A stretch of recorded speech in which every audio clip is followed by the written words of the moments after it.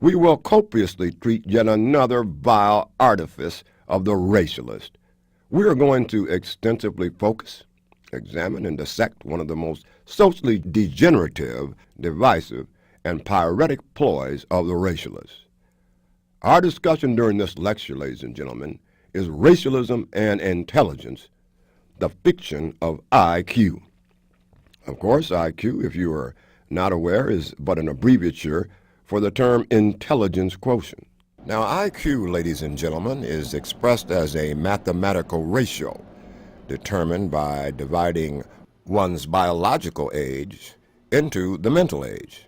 So, for example, if an individual scored, say, the mental age of 14, one would divide the biological age of 10 into that number, expressing the quotient of 1.4, and of course then that is multiplied by 100 just to get rid of the decimals, and an IQ would be 140.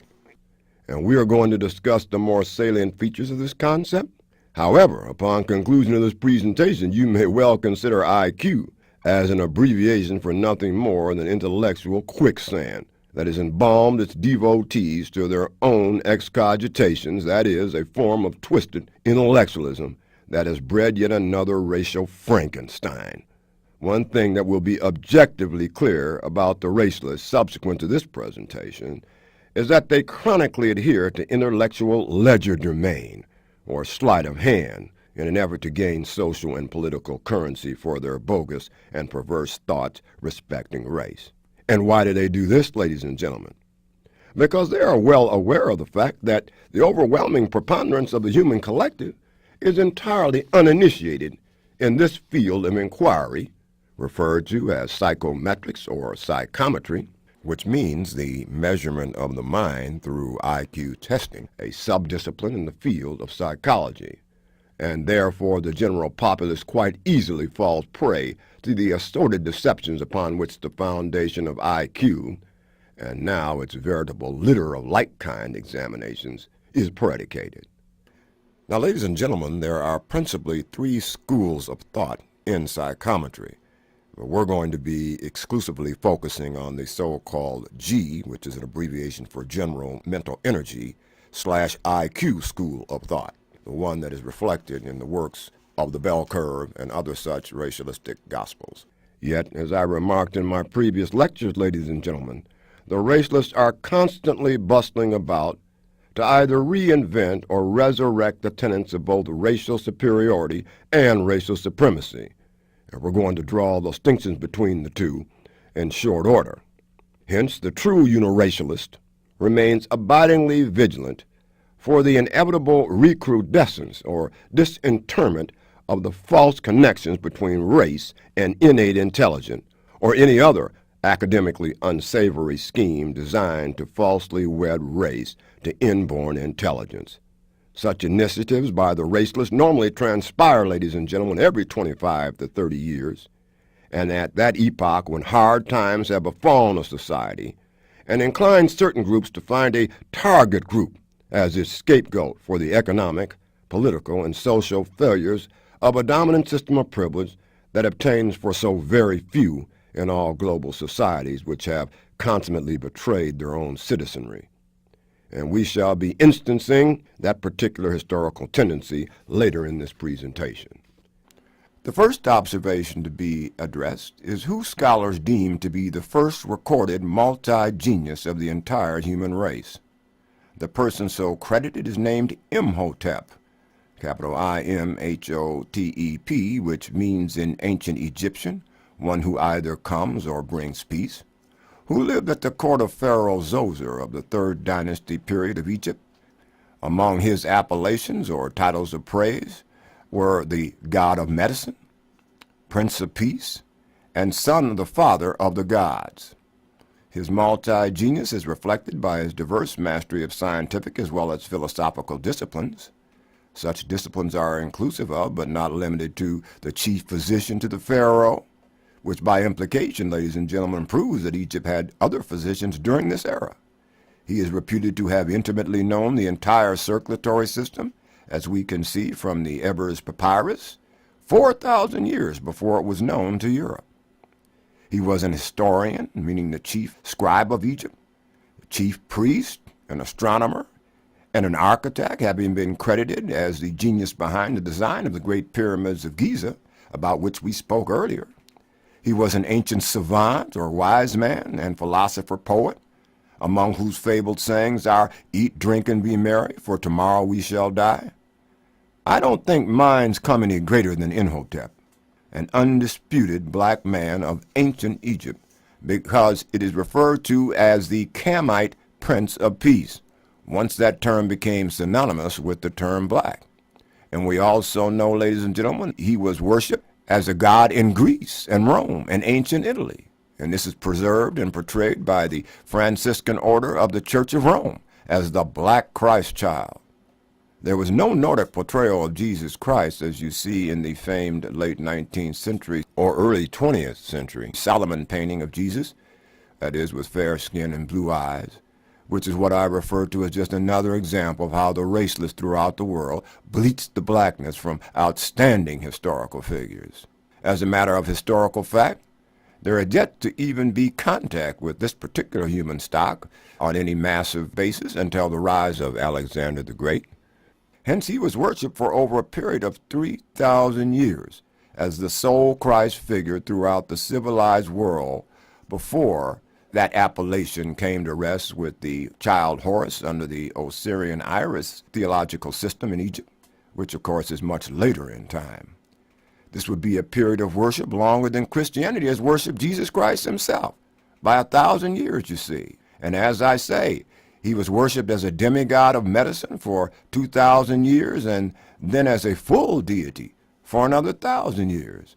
It won't avail the racial supremacists to make the claim that Imhotep was not the first recorded universal genius of humanity, who was moreover of Africoid type. And again, it only is necessary, ladies and gentlemen, to stress the phenotype because the racialists of the world continue to purvey the genetic intellectual inferiority, not yet of other groups than the African American, or for us to debunk one of the crown jewels of the mentally perverse and socially injurious doctrine of intellectual racial superiority. Because people like Imhotep and others I will be mentioning under the bell curve thesis are the very ones from whom the African American would have inherited these so-called intellectually inferior genes, right? And I assure you, Imhotep wasn't certified by anything as ridiculous as an I.Q. or SAT test. He was about just doing business for the Egyptian empire, and of course, more significantly, under an environment of opportunity that permitted the full expanse of human achievement. And that's what oppressed groups of society, irrespective of complexion, need today. If environment were not important, do you think that if Napoleon had stayed in Corsica, that he would have been great? Environment is paramount. However, we get people as Messrs. Murray and Herrnstein who try to discredit the influence. Environment is predominantly the cause to which people look to be able to achieve within the human collective. However, ladies and gentlemen, if for those who think as multiracialists, what rather confounds me is the obvious truancy of understanding of the fact that so-termed black history is the longest, most continuous, and replete with glorious events of all people bracketed under the multiracial caste system, since they lived literally tens of thousands of years before any of these groups existed. And it would more properly be served by paying homage not just as a tribute to the American black alone, or even the history of blacks since the rise of nation states, but rather the achievements of this group throughout the history of humanity. This would immensely curtail the racial hubris of the supremacists, and it would put true history in its proper perspective. Now, one stratagem invariably resorted to by the racialists and their colleagues in the enterprise of what is called psychometry, or mental measurements, is the attempt to cloak the true nature of the historical origin of the concept of intellectual superiority, or alternatively, to endeavor to both secret and distance themselves from their forefathers of thought in that regard, very much like a child who is embarrassed by some infamous history within his or her family tree, you see. Yet another artifice is to attempt to intellectually repackage their failed theses in elaborately decorative textbooks replete with tables, indices, and statistical calculations, far too elusive for those uninitiated in this clandestine field to ever comprehend.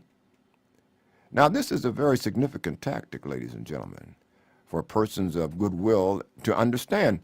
And why?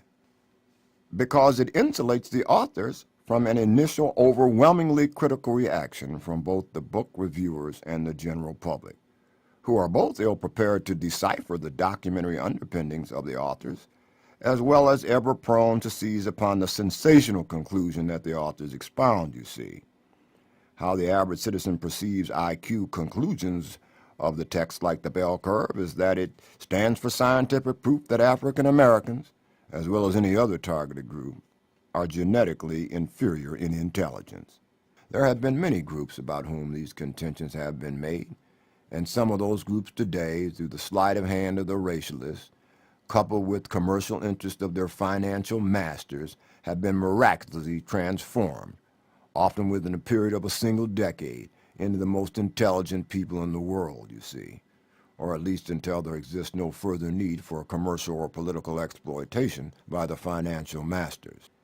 And the pitiful thing, ladies and gentlemen, about racialism and intelligence is how these demiurges traversing the earth seek to bamboozle the collective intelligence of the entire world population into believing as scientific truth the preposterousness of the claim that there is a hereditary link between race and intelligence. Now, I was taught at a very tender age, and I am certain you were as well, that you can't get a watermelon off a peach tree, which is precisely what some of these racialistic mind measurers attempt to do. Psychometry or psychometrics, which as I stated linguistically means measurement of the minds, which in and of itself begs the question in a host of ways, not the least of which is who has defined what a mind truly is. Now, humanity of long ago tried to articulate the answer to this question, but invariably they had to, as they do today, fall back on humanity's old standby, metaphysical speculation. Well, metaphysics isn't classified as an organic science, ladies and gentlemen. How does one measure anything that is metaphysical? Such things are by their nature incapable of human measurement because metaphysics is a branch of philosophy, not neurology. Hence, it is incapable of either quantitative or qualitative measurement through standardized testing. And it stands to reason if intelligence, which even the psychometrists themselves don't dispute, is derived from the mind, how can it be measured in that fashion? Let's reduce this criticism of psychometry to its lowest common denominator.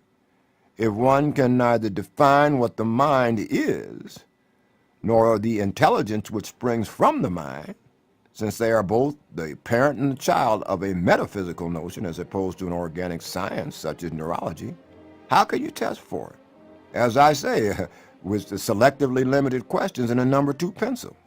And this is one of the devastating flaws, ladies and gentlemen, with which the advocates of intelligence testing have never come to grips. You can search the literature on this issue for over a half a century, and you will never find a consensus respecting what is the mind, intelligence, or I.Q.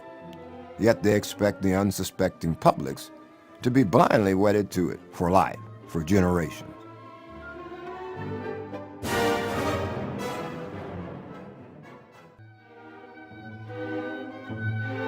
Now, getting to what is even worse, my friends, is the inextricable historical link of I.Q.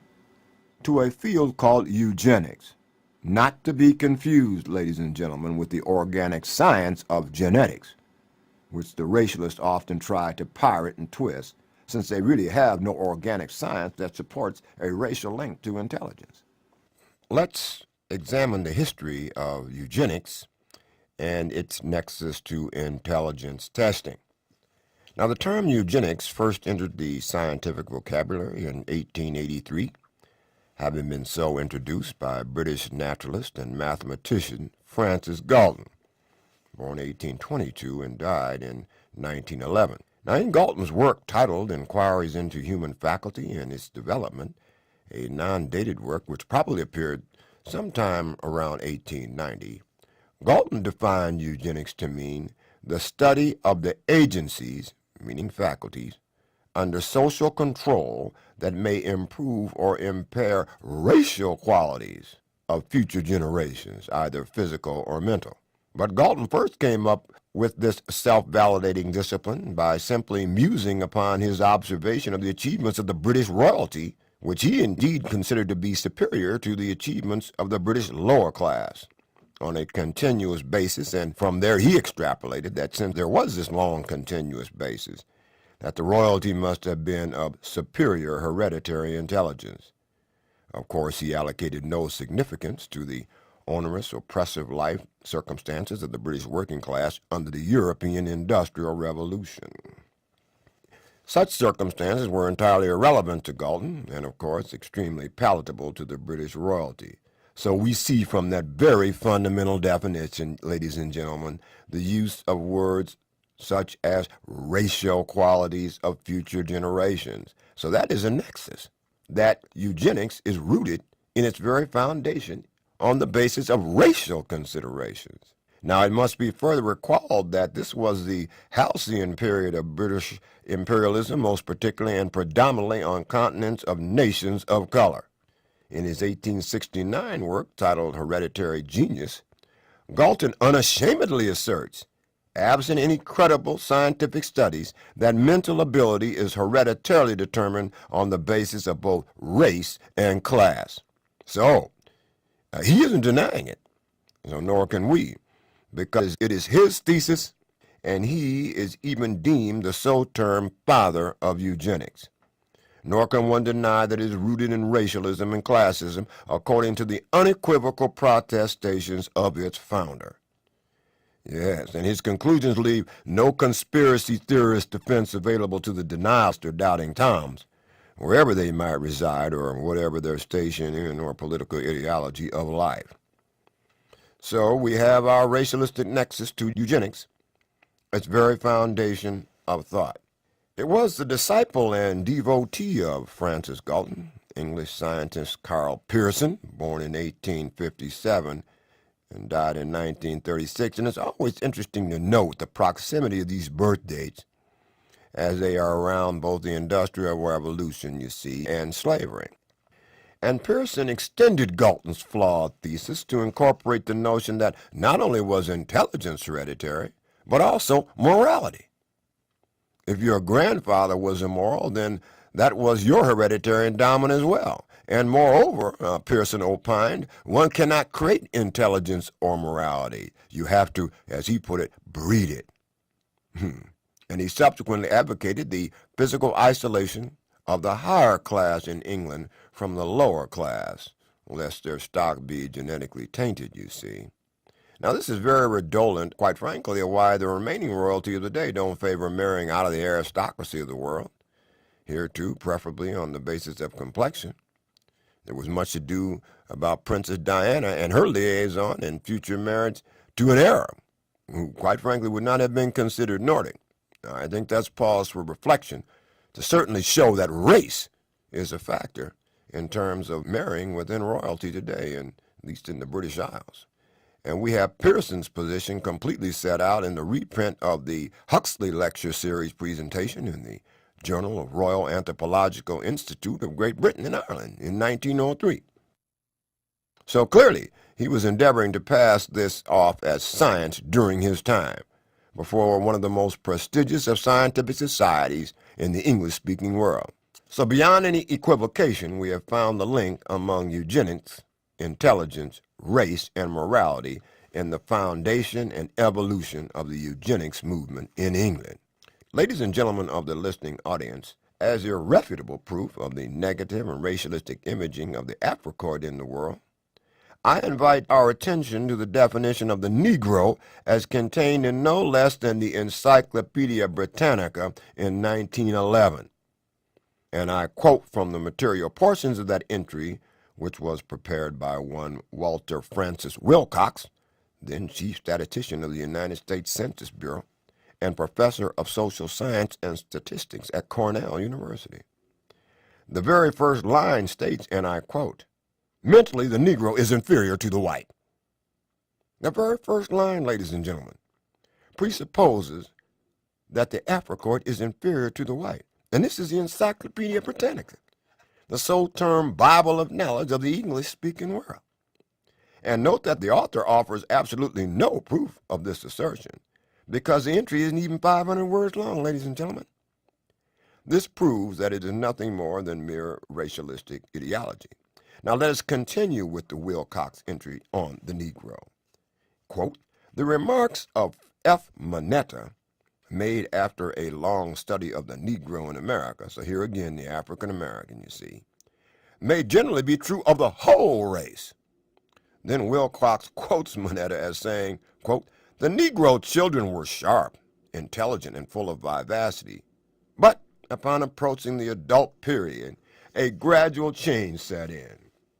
The intellect seemed to become clouded, animation, like African Americans are a bunch of cartoon figures, giving way to a sort of lethargy, briskness yielding to indolence. This is nothing more, ladies and gentlemen, than the old shiftless and lazy argument, despite the fact that the initial industries of the United States were built on the sweat and blood of Negro slaves. The African American is lazy, you see. Wilcox goes on to say, in his apparent sexual phobia of the Negro, and I quote, this explanation is reasonable and even probable, due to the fact that after puberty, sexual matters take the first place in the Negro's life and thoughts. Not children or safety or survival, you see, just our genitalia. So termed blacks are governed by the phallic complex, the big black buck image. Or intercourse at any cost, you see. And you mean to tell me that puberty and whites and Asians and other groups don't have, they don't have sexual passions? Asians are among some of the most prolific people in the world. And that wasn't accomplished through immaculate conception. It's a human function, ladies and gentlemen, to procreate, and one has to have the sexual drive to do it, right? You know that's true, otherwise you and I wouldn't be here. Well, if one doesn't concur on that point, then he or she needs to immediately, I would suggest, see a psychiatrist, because it's reflective of sexual maladjustment. But this really reflects, ladies and gentlemen, almost the ageless fear of the potency of black genitalia, or perhaps the sexual insecurity of, quite frankly, people of other color, especially the author of this entry. Now, Mr. Wilcox at least acknowledges some impact of environment when he states, and I quote, at the same time, his, meaning the Negro, environment has not been such as would tend to produce in him the restless energy which has led to the progress of the white race, but through the mental inferiority of the black to the white to the yellow race, it is a fact. It has often been exaggerated. Yes, indeed. Just like in any rational person's perspective, this entire ridiculous entry. Now, ladies and gentlemen of the listening audience, as uniracialists, we have shown you the mentally perverse reasoning of both the multiracialists and the doctrine of white supremacy as recorded in the Encyclopedia Britannica at the beginning of the 20th century. Incontestable proof, in the very own words of so-called authoritative source of human knowledge in the English-speaking world, the Encyclopedia Britannica. And I think it's entirely risible. And let me say this, you better watch out what you let your children read and what you rely upon as so-called authority, because I assure you that I'd be the first to admit, given my readings in life, that many of these works are designed to convey nothing more than supremacist palaver, despite their lavish appearance and grandiloquent phraseology. So the axiom that applies here is buyer or reader beware. Of course, you won't find this in today's Encyclopedia Britannica because it has been so discredited. But let the words of the wise be sufficient. Such sources remain replete with more subtle mischaracterizations. Racists are not just ill-spirited, they are deceitful as well. They don't intend for you to know the truth, otherwise they would be in harmony with the uniracialist perspective on the human collective.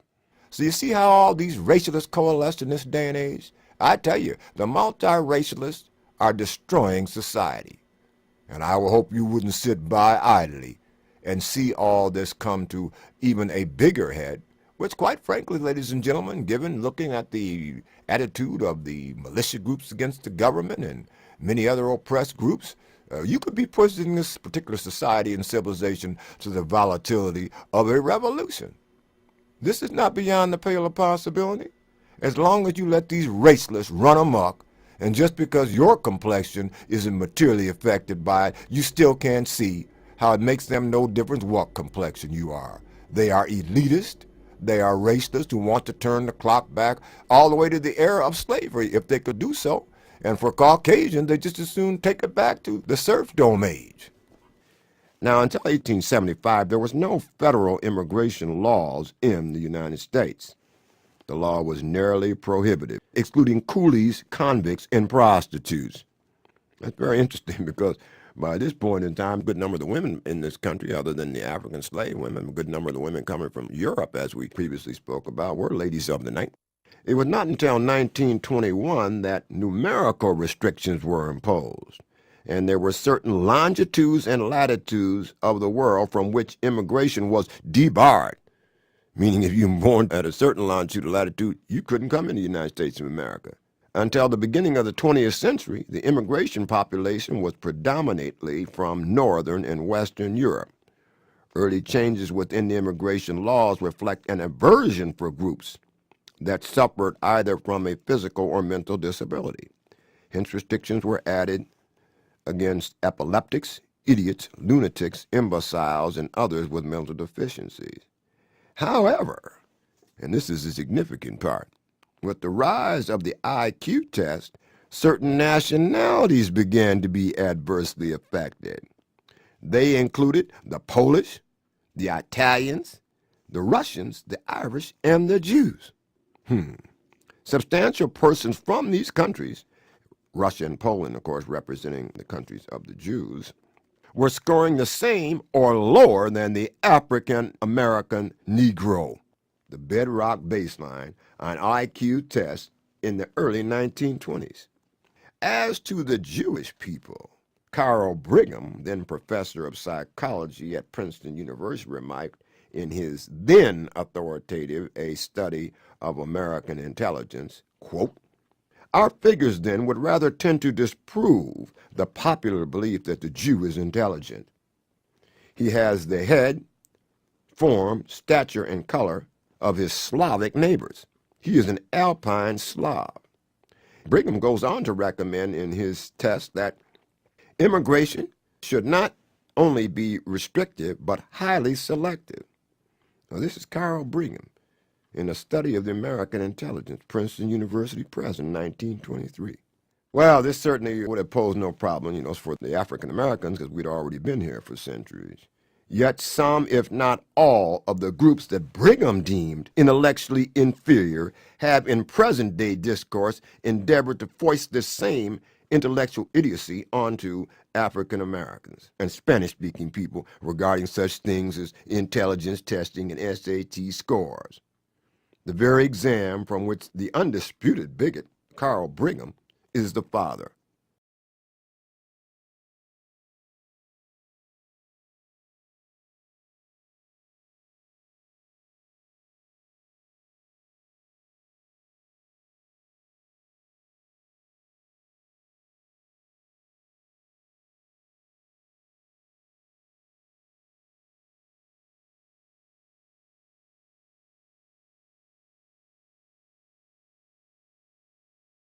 So I thought that very interesting, that at the early part of the 20th century, the people in the United States of America had longitudes and latitudes from which they would even let people come. People like Dinesh D'Souza couldn't even be contemplated for immigration in this country.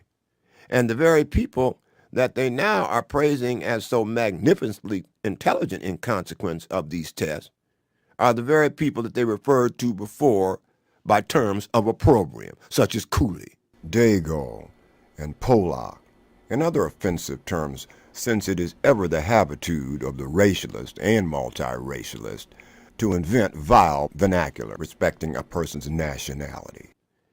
The pseudoscience of the racialist had implicatively maintained that the hereditary complement of the Euro-Caucasian was inherently superior to that of people of color, and for that reason, they further extrapolated that the Euro-Caucasian was destined to dominate all non-white people of the world. However, Mendelian experiments in dominant and recessive traits in consequence of interbreeding left no doubt as to the genetic dominance of the physical characteristics associated with darker populations. The implication here being that if a group cannot dominate the genetic pool, how can they indeed be superior? Hence, the results of interbreeding deflated the notion of dominance of the white race at a very inceptive organic stage of human creation. That's very interesting, because what we were trying to do here is get at the notion of the mentality of people and how they convolute science and try to reason their own superiority. And that means once that Mendel was able to prove that certain genes are dominant and other genes are recessive, and these particular genes, at least on a physical basis, happen to be one of melanin in complexion being able to dominate persons with lower levels of melanin, how they had to run away and say, you see, we really weren't right in the beginning. Of course, they'll never admit that. But their theories are torn asunder, and they're unable to rely on science to prop up a field such as eugenics. So now let's look at racialism, eugenics, and psychometry. And time is hastening on, but I do want to acquaint you at least surfacely with that, and I want to thank the Columbia University Graduate School of Social Work, Miss Catherine Laforte, for providing me with a lot of information in terms of just how this field of psychometry has just mushroomed into so many tests and become completely formulaic, ladies and gentlemen. You're not going to understand these data and these formulations and calculations because they're not intended to be understood. But you see, that really makes us no different, because we have pretty much proven through the origin that the concept of this testing in terms of a measure of IQ is in itself flawed. The first attempt at intelligence testing was developed in France by Alfred Binet in 1905 in his studies of the mentally retarded. And that test came to be known as the Binet-Simon test. And now it's germane to note that this test was an individual as opposed to a group test, that Binet intended this test exclusively for the mentally retarded, who among the human population were a negligible fraction of the entire group. So in essence, he saw no purpose or validity in general IQ testing of the masses. However, Binet died in 1911 and was unable to observe the manner in which his test would be applied to the masses at large. In 1916, Louis Terman of Stanford University and Robert Yerkes of Harvard commenced adaptation of Binet's test for application to the entire human population. Their effort, along with Henry Goddard, who eventually came to reside at Princeton, resulted in what is now commonly known as the Stanford-Binet intelligence test. All the writings of these gentle academicians evidence their distinct notion of upper-class Caucasian intellectual superiority as a given of creation. And this is the foundation of the notions of both Aryanism and Nordicism, and to some lesser extent what is called Teutonism, which Adolf Hitler had to rely upon to whip up the German population because there weren't enough people with blonde hair, blue eyes to fight a world war. So we had to enlist the Teutons, and Teutonism also had its rise. It is totally predicated upon physiognomy, or what we call phenotype, and given the complexion of over 85% of the world's population is people of color, it is endemically exclusive and racially biased. In 1917, the United States developed the group test for United States Army recruits, and it was called the Alpha Army test. It is the Stanford-Binet test that obtains in one form or another in the educational arena yet today. However, it has now become a pool of specialized tests that allegedly measure intellectual suitability for all fields, from college to professional endeavors. As things as the SAT and the LSAT and the GRE and the GMAT and a plethora of other abbreviatures that append to a particular professional test that is supposed to be designed to prove that you're fit to go in that particular area.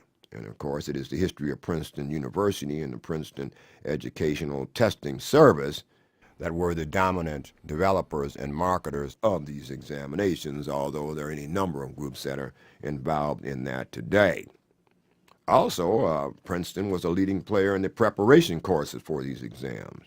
In fact, it was Carl Brigham, an assistant professor of psychology at Princeton and a protege of Lewis Terman, an arch racialist, who invented the SAT examination that obtains in the college testing today in the late 1920s.